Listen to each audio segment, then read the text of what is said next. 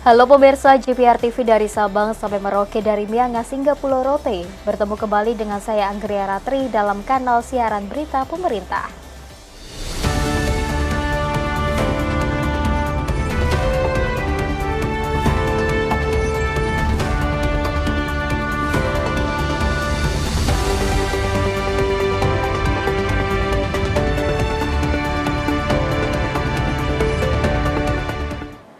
Kita ke informasi yang pertama pemirsa. Presiden Prabowo Subianto melakukan kunjungan kerja perdananya ke Merauke, Papua Selatan. Kunjungan kerja ini untuk melihat secara langsung program strategis nasional ketahanan pangan dan pemberdayaan masyarakat di daerah Merauke.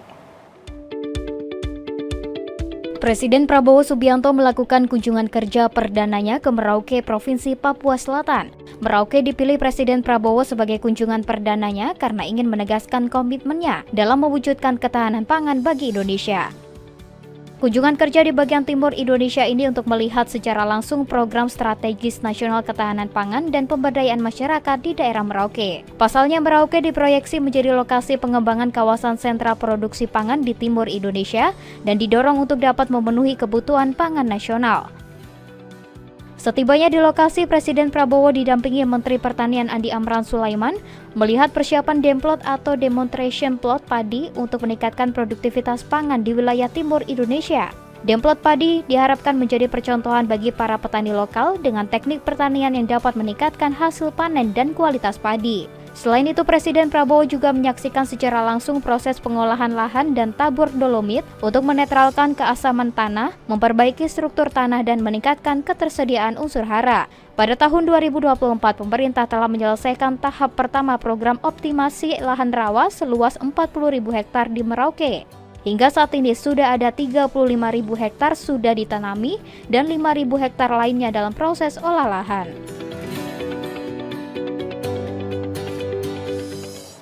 Pemirsa, Menteri Koordinator Bidang Perekonomian Airlangga Hartarto menggelar rapat koordinasi terbatas bersama 7 menteri dalam lingkup Kemenko Perekonomian. Rapat ini sebagai upaya meningkatkan koordinasi kebijakan serta program kerja prioritas jangka pendek di bidang perekonomian.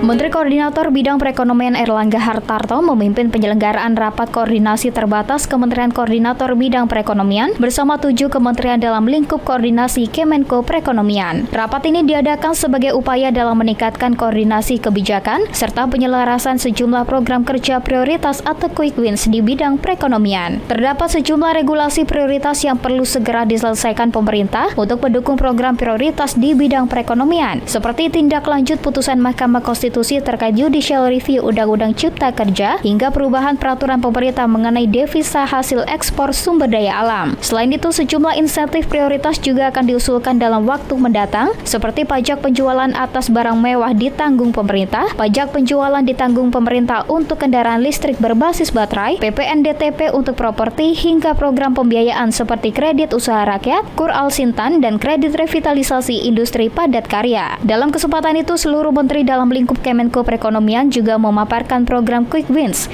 program jangka menengah hingga target-target yang akan dicapai untuk program jangka panjang. Perumusan dan penyelarasan berbagai program tersebut akan digunakan sebagai alat dalam mengoptimalkan potensi berbagai sektor ekonomi ke depan, sehingga diharapkan capaian perekonomian nasional dapat tumbuh lebih signifikan.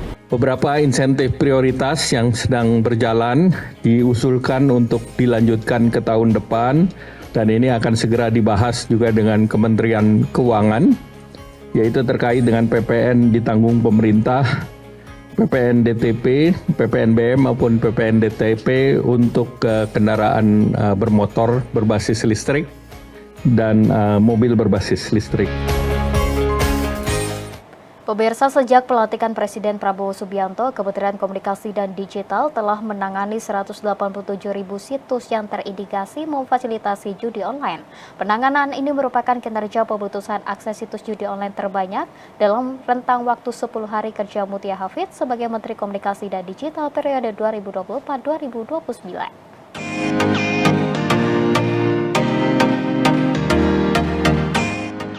Kementerian Komunikasi dan Digital telah menangani 187.000 situs yang terindikasi memfasilitasi judi online sejak pelantikan Presiden Prabowo Subianto. Menteri Komunikasi dan Digital Mutia Hafid mengatakan penanganan ini merupakan kinerja pemutusan akses situs judi online terbanyak dalam rentang waktu 10 hari. Dalam pertemuan dengan Presiden Prabowo, Menteri Mutia mengaku mendapatkan dukungan penuh untuk menuntaskan kasus perjudian online di Indonesia.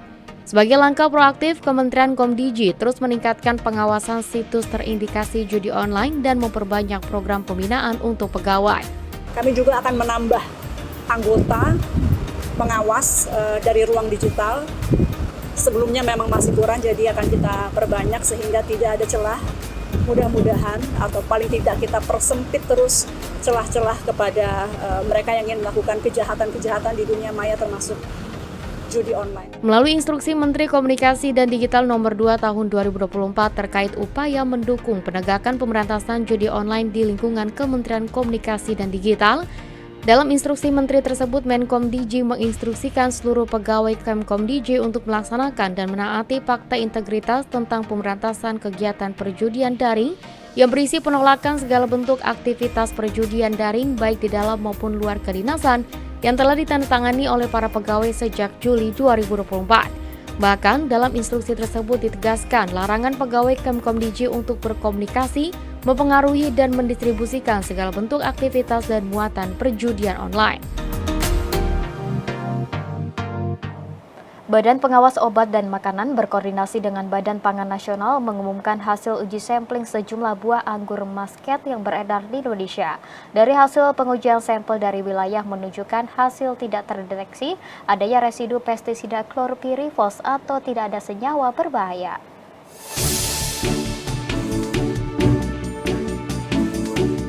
Belakangan marak ditemukan soal anggur Shin Muscat yang terkontaminasi residu bahan kimia berbahaya di Thailand dan Malaysia, membuat banyak masyarakat khawatir.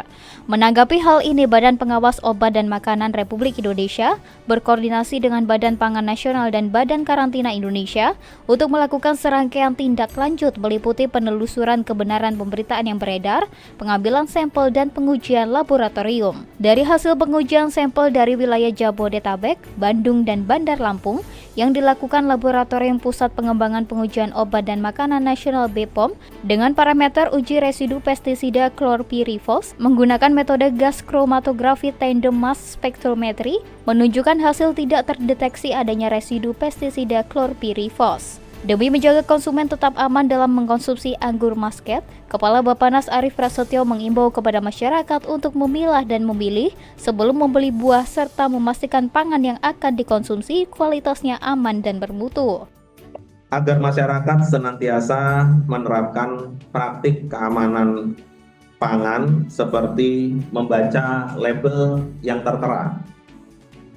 Pilih komoditas yang memiliki izin edar dan teliti sebelum membeli, sehingga masyarakat semakin teredukasi mengenai pentingnya keamanan pangan. Di kesempatan yang sama, Kepala BPOM Taruna Ikrar juga mengingatkan pelaku usaha termasuk importir, distributor, dan pengecer untuk selalu mematuhi peraturan atau standar keamanan pangan yang telah ditetapkan, serta menjaga dan memastikan agar pangan yang diedarkan aman untuk dikonsumsi masyarakat. Pelaku usaha yang tidak mematuhi peraturan dan standar, kami juga bisa melakukan penindakan. Kemudian terakhir, komitmen kami, Badan POM akan terus memperkuat koordinasi dengan lintas sektor terkait dalam rangka pengawasan pangan beredar di masyarakat melalui pendekatan pentahelix. Pemirsa, kami akan segera kembali dengan informasi lainnya, tetaplah bersama kami.